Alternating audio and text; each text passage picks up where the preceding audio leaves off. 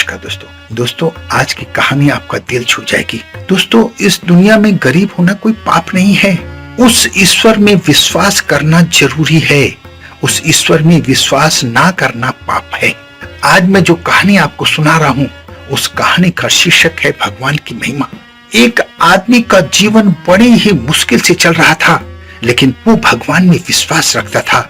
उसे पता था कि एक दिन भगवान उसके दुख दर्द दूर कर देंगे। बस इसी विश्वास के सहारे वो अपना काम निरंतर मेहनत से करता चला जा रहा था। लेकिन जब उसको और उसके परिवार को भोजन मिलना बिल्कुल बंद हो गया, तो उससे अपने परिवार की भूख देखी नहीं गई।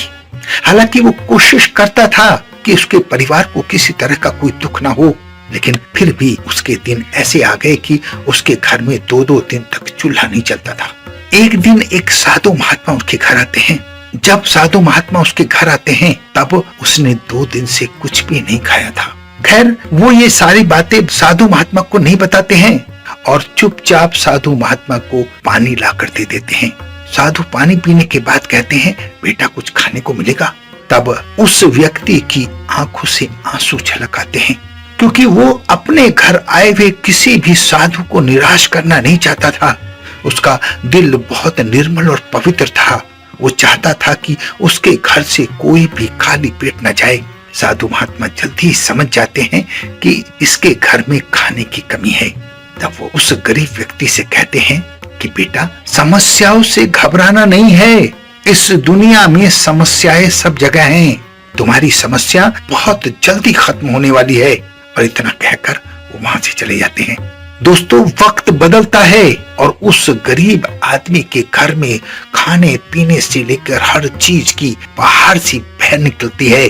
कहां से कैसे ये कोई नहीं जानता था, लेकिन वो व्यक्ति मेहनती जरूर था। उसकी मेहनत रंग लाती है, ईश्वर की कृपा उस पर होती है और उसके परिवार में एक सुखमय वातावरण की शुरुआत हो जाती है। तब उस व्यक्ति को एहसास हो जाता है कि साधु के रूप में भगवान ही आए थे।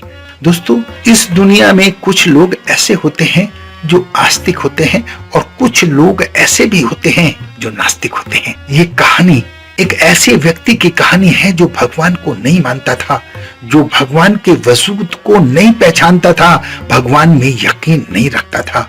इसलिए वो अपना काम भी नहीं करता था, आलसी हो गया था। उसके घर वाले, उसके मिलने वाले, उसके दोस्त उसकी इस बात से बहुत परेशान थे। हालांकि वो दिल से गंदा व्यक्ति नहीं था। भगवान भी ऐसे लोगों से ये उम्मीद रखते हैं कि इसका जीवन चल निकले, ये अपने आलस को छोड़कर काम में लग जाए और सही रास्ते पर आ जाए। इसलिए वो दोस्त के माध्यम से, माँ बाप के माध्यम से, रिश्तेदारों के माध्यम से, आस पड़ोस के माध्यम से उस व्यक्ति को ये संदेश देते रहते थे कि अपने काम में मन लगाओ, अपने काम में मन लगाओ, अपने काम में मन लगाओ। लेकिन व्यक्ति था कि किसी की सुनता ही नहीं था। एक दिन भगवान उसके सपने में आते हैं और उससे कहते हैं, तुम्हारा जीवन बदल सकता है, क्योंकि तुम्हें ये याद रखना चाहिए कि कर्म ही पूजा है। तुम्हारे हाथ में सिर्फ कर्म करना है और अगर तुम अपना कर्म अच्छे से करोगे तो तुम्हें फल जरूर मिलेगा।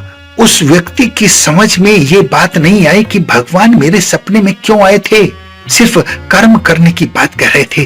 खैर, उस व्यक्ति ने सुबह उठकर ये सारी बातें एक साधु को बताई। साधु ने कहा कि ईश्वर चाहते हैं कि आप कर्म में लग जाओ, आपका जीवन बदलने वाला है।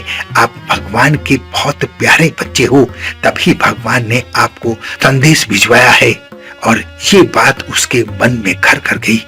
तब उसकी समझ में आया कि हाँ, मेरे माँ बाप, मेरा दोस्त यही बात मुझसे कहते थे, तो जरूर ईश्वर की ही ऐसी मर्जी रही होगी। अगर मैंने उन लोगों की बात नहीं मानी तो ईश्वर ने सपने में आकर मुझे सारा संदेश साफ साफ दे दिया। दोस्तों, भगवान हम सबकी सुनते हैं। भगवान उन लोगों की जरूर सुनते हैं जो निर्मल और पवित्र हैं, जो किसी के बारे में गंदगी अपने दिमाग में नहीं रखते हैं, जो किसी की बुराई नहीं करते हैं और सबकी मदद करने के लिए हर वक्त तैयार रहते हैं। दोस्तों, भगवान ने मेरी मदद की।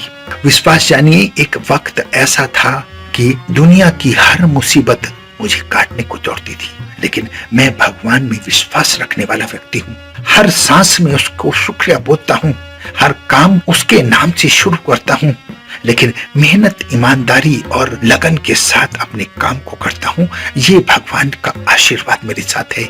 मुसीबत के उन दिनों में कोई भी मेरे साथ नहीं खड़ा था तो सिर्फ ईश्वर। मुझे लग रहा था कि सारे रास्ते बंद हो चुके हैं, लेकिन मैं ये नहीं जानता था कि ईश्वर का रास्ता खुला हुआ है। मैं इतना तो जानता था कि ईश्वर मेरी मदद जरूर करेंगे, और उन्होंने की। समय का चक्र घूमा, ईश्वर की कृपा हुई और मैं एक प्रतिष्ठित व्यक्ति में आ पहुंचा। जीवन का हर सुख मेरे साथ है। काम में कृपा ईश्वर की मेरे साथ जुड़ी हुई है, और ईश्वर ने मुझे इतना दिया है जिसके लायक मैं नहीं था। दोस्तों, मेरी इस बात पर यकीन करिए, ईश्वर आपकी किस्मत से ज्यादा आपको सब कुछ देता है। तो हर सांस में उसका शुक्रिया कहते रहें कि हे ईश्वर, मैं इस लायक भी नहीं था जितना आपने मुझे दिया है।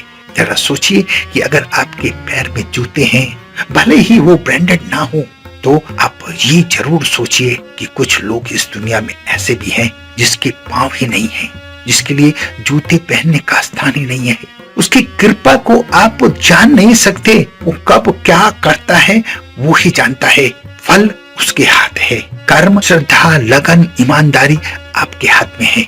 अच्छाई से किसी काम को करेंगे तो वो दिन पर दिन दूनी चौगनी बढ़ती चली जाएगी, और इतनी बढ़ जाएगी जितना आपने सोचा भी नहीं होगा। जब सारे रास्ते बंद हो जाते हैं, ईश्वर का रास्ता तब भी खुला होता है। ये दुनिया पैसे की कदर करती है। अगर आप मुसीबत में हैं तो कोई आपका साथ नहीं देगा। अगर आपके पास चंद पैसे हैं तो आपको इज्जत मिलेगी, और सब आपके लिए जान देने के लिए तैयार रहेंगे। इस बात का इल्म भी आपको होना चाहिए। तो इसलिए सच्चे दोस्त बनकर, ईश्वर के सच्चे हमदर्द बनकर, ईश्वर के सच्चे अनुयायी बनकर उसमें विश्वास रखने की जरूरत है। उससे बड़ा हमदर्द इस दुनिया में कोई नहीं हो सकता। एक माँ बाप है और एक ईश्वर है जो आपको हर वक्त अच्छे दिल से, अच्छी बातों से, अच्छे कर्मों से, अच्छे रास्ते पर ही चलें, यही कामना करते रहते हैं। आपको जीवन में वो सब मिले जो आपकी जरूरत है। हर वक्त दूसरों की मदद करने के लिए तैयार रहें। मदद आप नहीं करते, ईश्वर आपसे कराते हैं। ईश्वर का अंश आप में आ जाता है, ईश्वर की ऊर्जा आप में आ जाती है, और आप अपने आप को भाग्यशाली मान सकते हैं, क्योंकि ईश्वर ने उस काम के लिए आपको चुना है। अगर ईश्वर ने आपको किसी के लिए चुना है तो आपके लिए भी किसी को जरूर चुना होगा। ईश्वर स्वयं नहीं आते हैं, वो किसी ना किसी माध्यम से अपना संदेश आप तक पहुंचा देते हैं। बस उस संदेश को पहचानने की जरूरत है। इस दुनिया में इतना टाइम किसी के पास नहीं है कि कोई आपकी अच्छाई सोचे या आपकी भलाई सोचे या आपकी तरक्की सोचे। ईश्वर कराते हैं और वो होता चला जाता है।